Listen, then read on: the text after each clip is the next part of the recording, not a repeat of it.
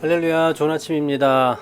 계속해서 우리 고린도전서 사랑에 대한 이 내용들을 최근에 살펴보고 있는 중에 있는데요. 최근에 이 말씀들을 통해서 사랑이 얼마나 소중한지, 그리고 또 우리가 갖지 못한 그 사랑의 영역들을 어떻게 발전시켜 가야 할지를 조금 더 진중하게 생각해보는 그런 기회가 되면 좋겠습니다.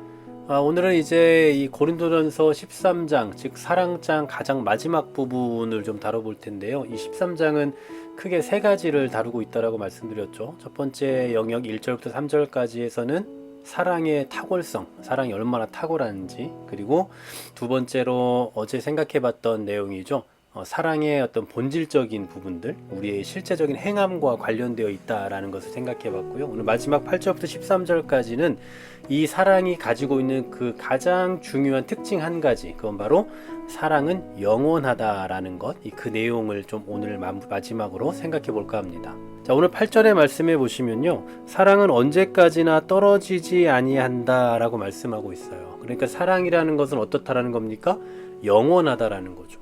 그 뒤에서 보면 예언도 패하고 방언도 그치고 지식도 패할 겁니다. 여기서 말하는 그 지식이라는 것은 우리가 하나님을 아는 지식, 이러한 의미의 지식이 아니라 이미 앞서서 2절에서 언급했던 그 은사의 측면에서의 그 지식을 의미하거든요. 그러니까 우리가 세상을 살아가면서 교회를 이루어가면서 이 어떤 구현해 내는 다양한 은사들, 그 필요한 은사라고 하는 다양한 은사들이 있지만 그러한 것들이 언젠가는 패해질 때가 있다라는 거예요. 언제는 쇠약해질 때도 있고 언젠가는 사라질 때도 있겠죠.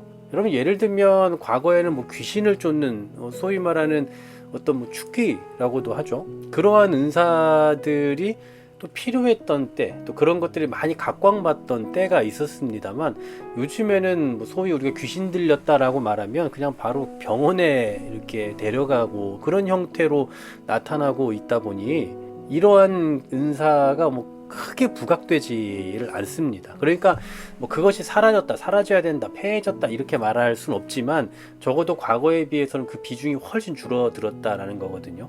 그러니까 이런 것처럼 우리가 가지고 있는 세상에서 우리가 사용하는 또 우리에게 하나님께서 주신 다양한 은사들은 조금씩 쇠해지거나 아니면 궁극적으로 패해질 때도 있다라는 거죠. 그러나 아무리 이런 것들이 다 패해지고 사라지고 쇠약해진다 할지라도 사랑은 어떻다고요? 영원하다라는 겁니다. 계속해서 9절에 보시면 우리는 부분적으로 알고 부분적으로 예언한다라고 말씀해요. 그러니까 그 당시에 사도 바울이 생각하는 그 인식, 즉 알미나 그런 예언적인 부분들은 굉장히 부분적이다라는 거죠. 그러나 온전한 것이 올 때가 있습니다. 온전한 것이 올 때에는 부분적으로 하던 것을 패하게 되는 거죠. 여기서 말하는 그 온전한 것에 대한 여러 가지 견해가 있습니다만 크게는 이제 정경이 완성되는 그 시점, 또 하나는 예수님이 다시 오신 재림에 대한 거죠. 이런 두 가지 견해가 좀 팽팽하게 맞서고 있는 것 같아요. 근데 뭐가 됐든 간에 이제 완전한 때가 온다라는 겁니다. 완전한 그 때가 오면 우리가 기존에 가지고 있던 또 좋다라고 말하고 또 추구하고 있던 그런 은사들은 이제 희미해질 때가 오겠죠. 그 뒤에서 말씀하고 있는 11절, 12절에서 마찬가지인 것 같아요. 내가 어렸을 때 말하는 거, 어린아이에 대한 이야기가 나오고 또 장성한 사람에 대한 대비가 나오고 있잖아요. 이것도 역시나 앞서서 지금 말하고 있는 8절부터 10절까지의 그 말씀의 연장선상이라고 볼 수 있을 것 같아요. 앞부분에서는 부분적인 것과 온전한 것을 비교하고 있잖아요. 뒷부분에서는 어린아이와 장성한 사람을 비교하고 있네. 그러니까 또 한 번 더 이제 이러한 내용들, 의미들을 담아서 지금 설명해주고 있다라고 볼 수 있을 것 같습니다. 그러면서 우리가 가장 잘 아는 말씀이 나오죠. 그런즉 믿음, 소망, 사랑 이 세 가지는 항상 있을 것인데 그 중에 제일은 사랑이다라는 말씀으로 끝맺고 있습니다. 결국 이 13장의 이 처음부터 끝까지를 좀 정리를 해보면 다양한 은사들이 있지만 사실 그 은사들은 완전한 것, 온전한 것이 아니라 부분적인 것이다. 어떤 면에서 어린아이의 것이다. 그러나 완전한 것을 추구하고 온전한 것이 올 때가 있다. 근데 그때까지도 계속해서 변함없이 가장 중요하게 여겨지면서 유지되어야 할 것, 또한 유지될 그것이 있으니 그건 무엇이다? 바로 사랑이다 라는 거죠. 그렇다면은 영원한 것, 탁월한 것, 귀한 것, 이것은 곧 사랑이다 이렇게 말하고 있기 때문에 결국 무엇이 우리에게 가장 소중하다라는 겁니까? 사랑이라는 거죠. 그러니까 은사와 사랑을 비교를 하고 있기 때문에 은사는 이제 필요 없다, 사랑이 훨씬 중요하니까 사랑만 있으면 된다, 이것을 말하려고 하는 것이 아니라 우리에게 은사도 필요하지만 결국 이 은사라는 것이 교회적으로 유익을 주고 의미가 있게 되려면 결국 뭐가 필요하다는 거예요? 반드시 사랑이라는 게 필요하다는 거죠. 그러니까 다시 말씀드리지만 사랑이 없으면 울리는 꽹과리와 같은 거예요. 시끄러운 소리가 되는 거죠. 이 은사가 아무리 화려해도 시끄러운 소리에 불과하다라는 사실이죠. 결국 가장 본질적인 내용을 다루고 있다라고 해도 과언이 아닐 것 같습니다.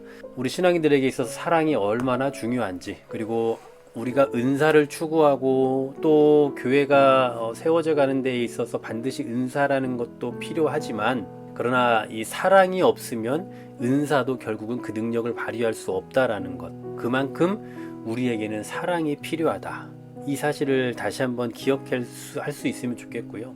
신앙인이라면 누구나 다 알죠. 아니, 비그리스도인들조차도 압니다. 교회는 사랑을 중시하고 기독교는 사랑의 종교다, 뭐 이런 정도는 다 알고 있거든요. 그런데 그런 알매서 그치는 것이 아니라 교회를 이루어가고 있는 내가 얼마나 이 사랑의 은사를 나타내고 있는지, 또 이 사랑을 우리 교회에서 내가 어떻게 표출해내고 있는지, 우리가 어제 생각해봤던 대로 사랑을 하기 위해서 정말 많은 희생과 헌신도 필요한 거거든요.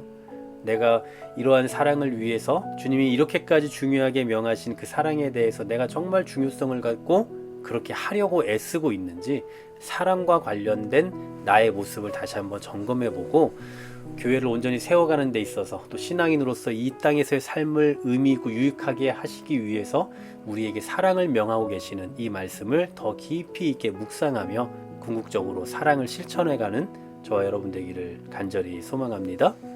하나님 감사합니다. 우리에게 사랑을 주셨고 사랑을 명하셨는데 과연 우리는 얼마나 사랑하며 살아가고 있는지 모르겠습니다. 우리 자신의 삶을 다시 한번 진중하게 되돌아볼 수 있는 기회가 되면 좋겠습니다. 그냥 입으로만 사랑을 말하지 않고 사랑을 실천하고 사랑을 하기 위해 희생도 할 줄 아는 그러한 참 신앙인으로서의 삶을 살아갈 수 있게 하여 주시옵소서. 예수 그리스도의 이름으로 기도하옵나이다. 아멘.